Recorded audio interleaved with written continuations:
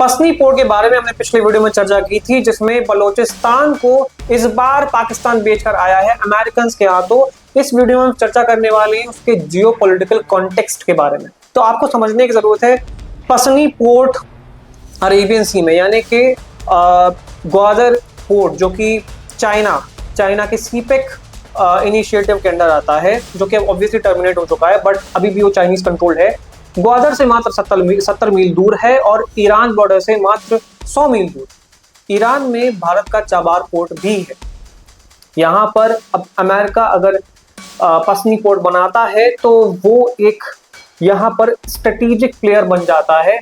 Straight of Hormuz को block करने के लिए यहाँ पर उसके पास एक नेवल प्रेजेंस होती है, और यहाँ पर जिबूती स्ट्रेट है, और यहाँ पर जितना भी ऑयल का ट्रेड, यहाँ से जितना भी रूट है, यहाँ पर उनका एक नेवल प्रेजेंस हो जाता है। डीगो गार्सिया में, जो कि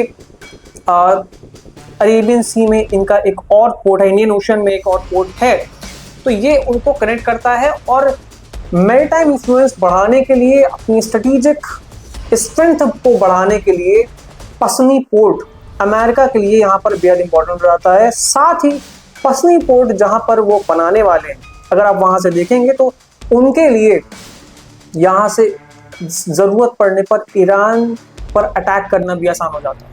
उनके लिए अफगानिस्तान में अटैक करना भी आसान हो जाता है। अभी वो बगरम एयरबेस के बारे में बात कर रहे थे कि उन्हें वापस चाहिए अफगानिस्तान से। डेफिनेटली पसनी पोर्ट बनने में टाइम लगने वाला है, बट हमें समझने की ज़रूरत है पसनी पोर्ट जियोपॉलिटिकल कॉन्टेक्स्ट से अमेरिका के लिए बेहद इंपॉर्टेंट हो सकता है यहाँ पे, क्योंकि आप समझिए नूर खान एयरबेस भी यूएस कंट्रोल्ड एयरबेस है। जब ऑपरेशन सिंदूर हुआ था तब अमेरिकन सिग्नेटरीज मारे गए थे नूर खान एयरबेस में।